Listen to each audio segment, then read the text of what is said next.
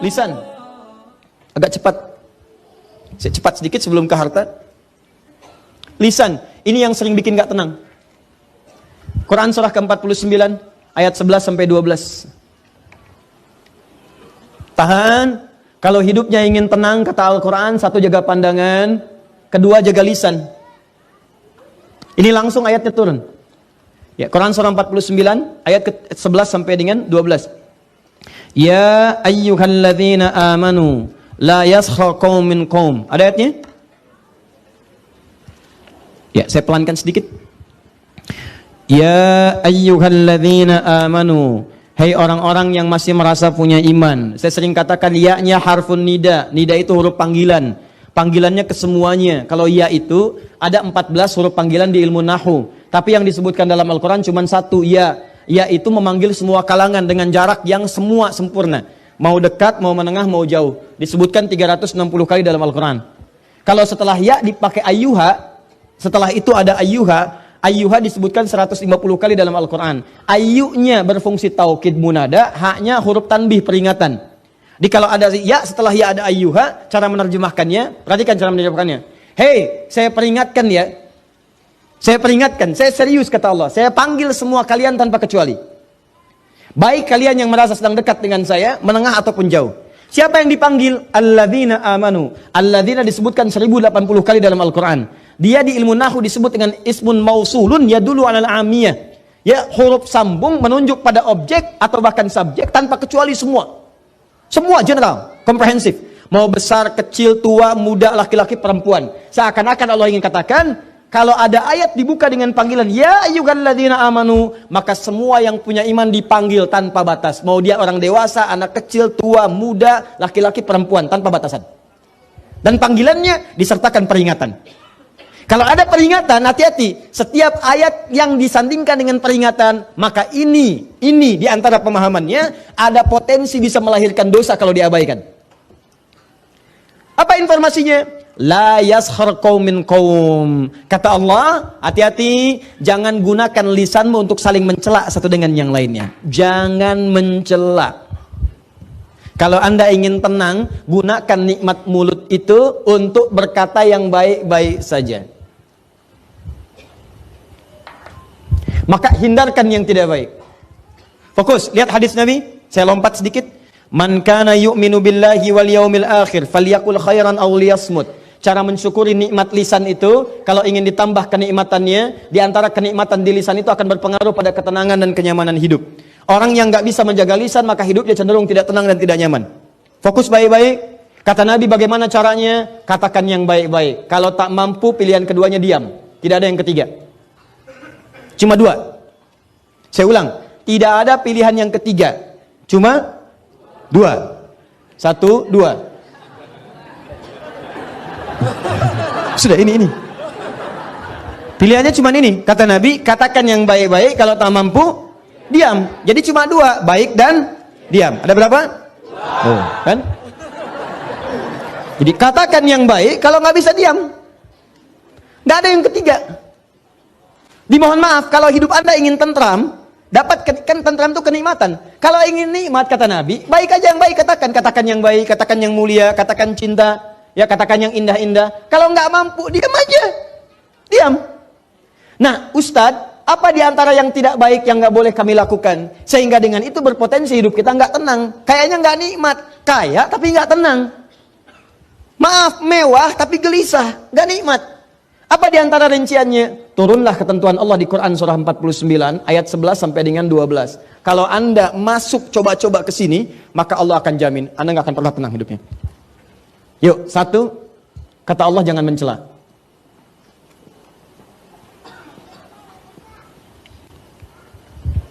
Merendahkan. Bukan dalam konteks mengingatkan, atau bukan dalam konteks mencela satu perbuatan yang memang dinafikan oleh agama. Ya, nanti ada celaan yang dibenarkan. Seperti Allah mencela perbuatan Fir'aun. Ya, Allah mencela perbuatan Qarun. Allah mencela perbuatan Abu Lahab. Ya, tabat siada abi. Itu kan celaan. Ya, tapi ada yang tidak diperkenankan sama sekali. Untuk merendahkan pada sesuatu yang tidak dibenarkan. Ya, nggak ada hujan, nggak ada angin, mencela. Ya, mohon maaf sekali, mohon maaf ya. Celaan yang tidak memiliki argumentasi yang dibenarkan oleh syariat. Ya, karena iri hati mencela. Karena tidak ingin tersaingi mencela. Maaf sekali. Ya, karena persoalan-persoalan kedudukan dunia, harta benda dan sebagainya muncul mencela. Yang paling berbahaya sekarang ini yang coba saya amati baik-baik. Saya nggak habis pikir ini, ya. Ada orang yang kemudian belajar agama mencela. Itu yang agak saya susah pahami. Kalau orang bertikai mencela, barangkali bisa kita damaikan. Tapi ini orang masuk ikut taklim, belajar agama, pulang dari taklim mencela. Saya suka berpikir, ini di taklimnya belajar apa? Kata Quran jangan mencela. Anda belajar Quran, pulang dari ngaji Anda mencela. Apa yang Anda pelajari itu apa? Bahkan yang paling menarik ada larangan di Quran, jangan mencela. Mencela itu menghadirkan ketidaknyamanan. Makanya ketika Anda mencoba mencela orang lain, Anda menyoal orang lain, Anda menghina orang lain, sebetulnya kehidupan Anda sedang tidak tentram. Silakan kalau nggak percaya. Dan sekarang celaan itu bukan cuma di lisan, sudah masuk tangan. Tuh, dah tulis di media sosial. Dan sudah menjadi bagian dari kenikmatan bagi sementara orang. Kamu tidak seperti apa yang aku duga. Terus nulis itu santai banget sambil masak di dapur. Yang paling nggak tenang ditungguin komennya itu. Belum. Udah 3 jam belum. Yang paling nggak enak sampai mau tidur, itu baru mau tidur pun ngecek lagi. Udah berapa komen hari ini? Yang paling bahaya, bangun dari tidur pun lupa baca doa, yang dilihat handphone.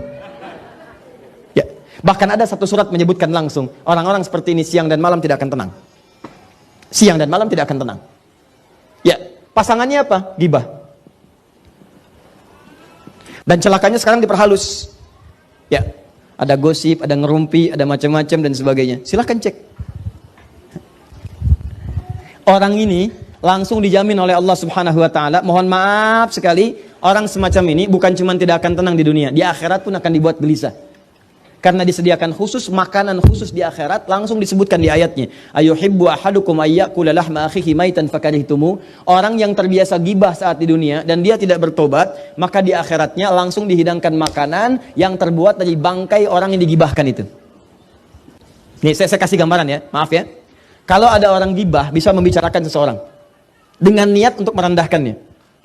Begitu dibicarakan itu baru disebutkan namanya dengan niat tadi itu sudah memindahkan pahala. Di hadis Muslim pindah pahala. Ya. Misal Anda bicarakan, jangan Anda lah, orang lain ya. Bisa bicarakan yang lain, begitu dibicarakan disebut namanya. Itu Adi Hidayat tuh. Ya, baru Adi Hidayat tuh. Ustadz bid'ahnya belum disebut. Ya. Tuh Adi Hidayat tuh, ya. Begitu disebutkan Adi Hidayat, itu langsung pindah pahala dia kepada saya. Seketika. Ya, seketika. Saya tidak Ustadz, bagus. Tidak seperti yang itu tuh, dia tuh selalu begitu. Nah, itu pindah. Seketika pindah. Nah, kalau dia tidak bertobat, diteruskan Adi Hidayat tuh begini, sebutkan semuanya. Itu secara otomatis langsung akan dibentuk dari mulai wajahnya, ke tangannya, sampai dengan ke kakinya. Kalau tidak bertobat, maka hukuman pertama saat masuk neraka ini makan bangkai saudara yang kamu telah bincangkan itu di dunia. Ayo, habiskan, dipaksa tuh, terus.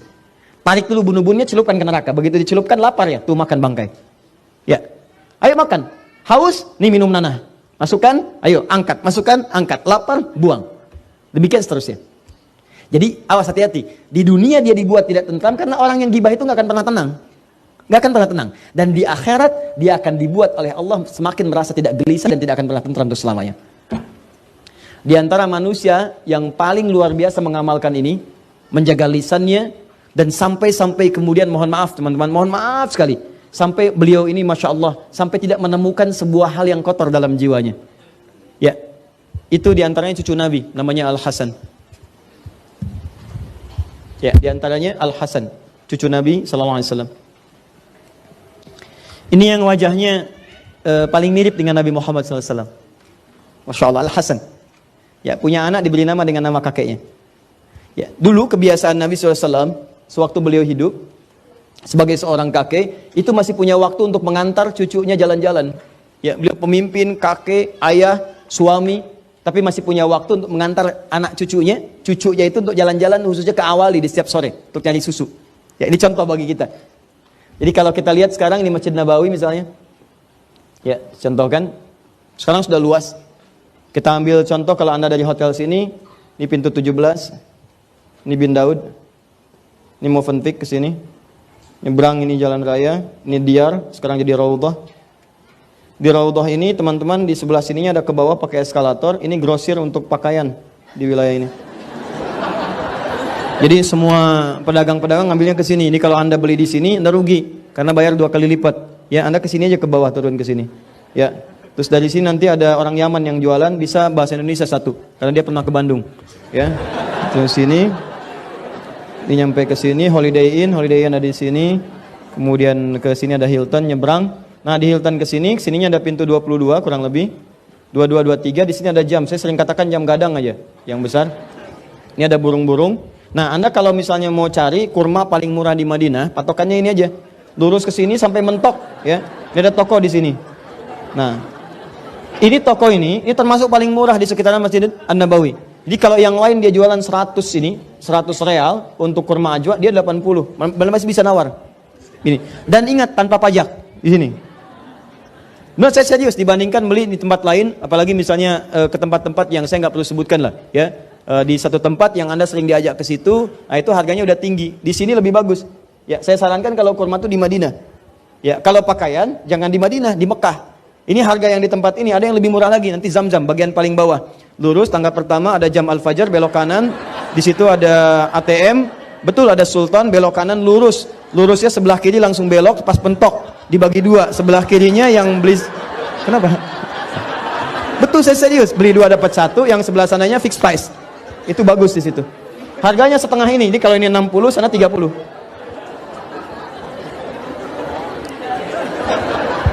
Ya, saya hafal. Apakah Ustadz beli? Enggak. Nah, di sini ada pintu Umar bin Khattab, Anda masuk. Saya mau cerita begini, di sini. Ini masjid pertama nih segini aja luasnya nih. Ini pintu Babu Salam, ini Baqi, ini Raudhah di sini. Babu Salam di sini, ini Baqi di sini. Ini ada mihrabnya di sini tambahan Utsman bin Affan. Ini ada mihrab lagi di sini, dan mihrab Abu Hanifah. Di sini sahabat Umar bin Khattab pernah ditikam sampai dengan kemudian sekarat dan wafat. Di sebelah sini posisinya. Ya. Kemudian di sini ada Raudhah. Ya, di sini kamar Nabi, di sini mimbar selastanya. Di sini ada mihrab tahajud di sebelah sini, ini rumahnya Ali bin Abi Thalib. Di sini sofa. Sofa itu orang-orang yang datang untuk belajar kepada Nabi. Ya, di situ dia dapat beasiswa. Beasiswanya dalam bentuk pendidikan dari Nabi, dikasih makan, kasih apa, termasuk sahabat Abu Hurairah, Salman Al-Farisi tempatnya di sini. Ya.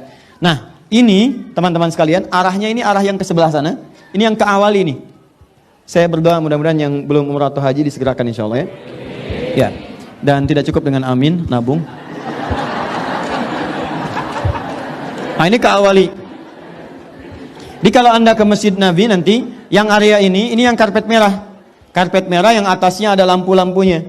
Keluar dari sini, ini nanti ada area terbuka. Di sini ada tulisan nih, masjid pertama yang dibangun ini. Yang menggunakan ayat Al-Quran di surah At-Taubah. Di sininya ada tulisan sahabat-sahabat Nabi, nama-namanya. Ya, sampai dengan ke cucu Nabi. Nabi biasa bawa cucunya ke sini nih, jalan-jalan ke awal untuk beli susu. Al-Hasan dengan Al-Husain. Sini arahnya. Sekarang jadi mall ke sebelah sananya. Ini Baqi ke sebelah sini, Baqi Qorqad. Nah, ini yang saya maksudkan, kebiasaan itu diterapkan lagi oleh cucunya setelah dewasa. Di masa fitnah kubra yang paling dahsyat luar biasa, itu anak ini, Al-Hasan setelah tumbuh dewasa, ngajak anaknya dengan nama kakeknya Muhammad jalan-jalan.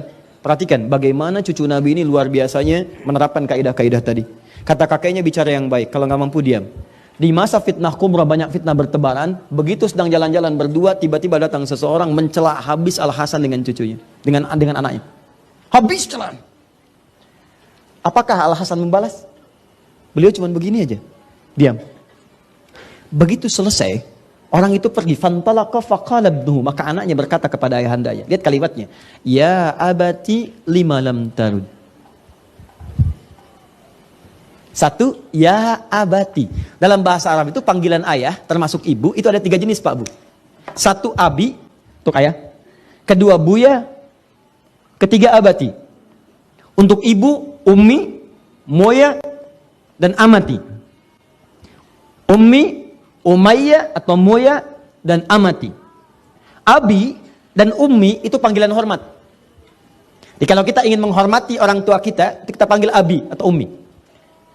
Buya atau Muya atau Umayya itu panggilan sayang. Jadi kalau Anda ingin menunjukkan sayang misalnya pada ayah, atau sekarang diperluas panggilan sayang pada seseorang walaupun bukan ayah kita. Karena aspek yang lain, karena ilmunya, karena akhlaknya. Buya Hamka bukan ayah saya, tapi saya panggil beliau Buya. Ya, karena akhlaknya, ilmunya, dan keutamaannya yang kita bisa dapatkan. Tapi kalau Anda ingin gabungkan dua hal ini, Abi dan Buya digabungkan, maka berubah kalimatnya jadi abati namanya. Kalau ibu, amati. Abati. Dalam Quran tidak pernah Anda temukan kalimat panggilan anak kepada orang tua kecuali menggunakan kata abati. Ya, maaf, Ismail kepada ayahnya Ibrahim alaihi wassalam. Ya abati fa'al ma tumar. Ya abati, ya abati, ya abati. Buku Quran surah 37 itu, ayat 102 sampai dengan 107-nya. Ya abati fa'al ma tu'mar. Ya abati, duhai ayahanda, karena hormat nanda dan sayang nanda kepada ayah. Ini isyarat dalam Quran, Anda ajarkan anak Anda dengan kemuliaan, maka dia akan membalas dengan yang lebih baik lagi. Ya, tapi tidak harus panggilan yang sama. Maksudnya cari panggilan-panggilan yang menghadirkan sayang dan hormat. Jangan sampai ada panggilan anak ke orang tua tuh kayak teman. Atau nggak terlihat unsur penghormatannya, kayak di barat sekarang. Ya, panggil nama sebegitunya saja. Kata Quran tidak. Bedakan. Anda silahkan misalnya sebutkan dengan panggilan ayah, papa, mama, dengan cari panggilan hormat dan sayang. Jangan sampai Anda sematkan kepada anak mengajari panggilan seakan-akan kehormatan Anda runtuh di situ. Kalau panggil papa nanti jangan papa, friend. Oh. Begitu datang WhatsApp, men, luar biasa. Hello friend. Nah, itu hilang kehormatannya. Anda boleh panggil dengan nama-nama yang indah sesuai dengan bahasa kita. Coba hadirkan nama itu. Ya, unsur tadi hadirkan, sayang dan hormat. Walaupun tidak harus dengan nama yang sama, apalagi kalau belum paham. Ibu sekarang paham, oh panggilan indah dan sayang itu amati. Tiba-tiba Anda pulang ke rumah, ibu nggak ikut sekarang. Begitu pulang ke rumah langsung dibuka pintu. Ya amati. Wah, kata ibu Anda, kamu ya, mama belum mati. Karena belum paham. Ya abati lima lam tarud. Kata anaknya Al-Hasan, Pak, demi hormat nanda pada papa dan sayang nanda pengen tahu kenapa papa nggak balas. Kenapa papa nggak balas? Kalau papa tuh diam, tenang aja kayak nggak ada apa-apa. Padahal kan kita barusan dihina, dicela, dimaki. Papa kenapa diam saja? Perhatikan jawabannya. Wala adri kaifa arud. Ya bunayya la adri kaifa arud. Nah, papa itu nggak tahu bagaimana cara membalasnya. Jadi mau nyari kosakata ke dalam jiwa untuk sekedar mengatakan saya tidak seperti yang Anda duga. Atau misalnya Anda tidak lebih baik daripada apa yang Anda sangkakan kepada saya. Itu nyari kalimat itu pun nggak ketemu. Takutnya itu jadi celaan juga. Anda bayangkan tuh. Maka hidup orang seperti itu diberi ketenangan oleh Allah, seakan-akan nggak ada gangguan. Dia orang mau menghina satu buku pun, dia kayaknya nggak ada satu huruf pun nggak ditemukan untuk balas. Makanya ketika tidak menemukan balasan, dia tidak gelisah mencarinya. Nyari gitu. Kan ada orang baru dihina satu huruf, dia balas satu buku. Ya. Itu orang capek. Ya. Tapi ada orang-orang yang dibuka oleh Allah, dilapangkan hatinya. Jadi begitu masuk pun, tenang aja, masuk biasa. Kayak nggak ada pengaruh. Siapakah orang itu? Ini, orang yang berlatih menata lisannya selalu dalam kebaikan dan mengabaikan setiap yang buruk yang tidak Allah perkenankan. Maka orang itu akan dijaga ketenangan. Dan sifat orang ini, ketika diluaskan hatinya, maka hal yang Allah berikan kepadanya pertama kali adalah, apa teman-teman sekalian? Allah akan tutup semua persoalan dengan orang-orang yang menyoalnya. Itu rumus yang ada di Quran, surah ketiga, ayat 133 sampai 134. Wasari'u ila magfiratin min rabbikum wa jannatin arduha as-samawati wal ardu 'iddat lil muttaqin alladzina yunfikuna fis sarai wal dharra wal kadhiminal ghaidha wal 'afina 'anil wallahu yuhibbul. Ada orang-orang yang ketika dicela tahan amarah, langsung maafkan. Perhatikan orang-orang ini. Jadi ketika Anda misalnya disoal oleh orang lain, Anda dicela, Anda dihina, kemudian Anda maafkan orang itu, Anda lepaskan itu, maka apa yang terjadi? Kata Allah, urusan Anda dengan orang itu akan diputus. Maksud diputus itu, Anda nggak usah mikirin dia lagi. Dia Anda nggak akan kepikiran. Jadi kalau ada orang mencela Anda yang tidak merugikan Anda secara materi, ya mencela fisik, mencela ini, mencela itu dengan tujuan menjatuhkan Anda misal, atau menghinakan Anda nggak balas, Anda maafkan aja. Saya maafkan sudah. Maka urusan Anda dengan orang itu akan langsung oleh Allah disekat, ditutup. Di Anda tuh nggak akan kepikiran dia lagi, nggak gelisah dengan dia lagi, tenang aja, nyaman. Tapi apakah kemudian dosa dia selesai? Tidak. Sepanjang dia belum minta maaf kepada Anda, maka dia akan terus dibuat gelisah untuk menyoal Anda. Dan tanpa sadar dia sedang mengumpulkan dosa sampai dengan kiamat. Memaafkan itu tidak ada ruginya. Justru mengumpulkan pahala. Dan memutus sengketa Anda dengan orang itu. Jadi begitu Anda maafkan, Anda nggak akan gelisah, nggak akan kepikiran dia lagi. Ditutup oleh Allah, sudah lapang hatinya. Begitu lapang, dia nggak dipikirin, tapi dia masih akan mikirin Anda terus. Dan dibuat gelisah untuk Anda. Bikin lagi status, nyoal Anda lagi, ini lagi, itu lagi. Dia dibikin gelisah, tiap malam mikirin. Sampai siang datang dia mikirin. Dan dia nggak sadar ketika dia menyoal Anda terus, dia sedang mentransfer pahala kepada Anda, dan dosa Anda diambil oleh dia. Jelas?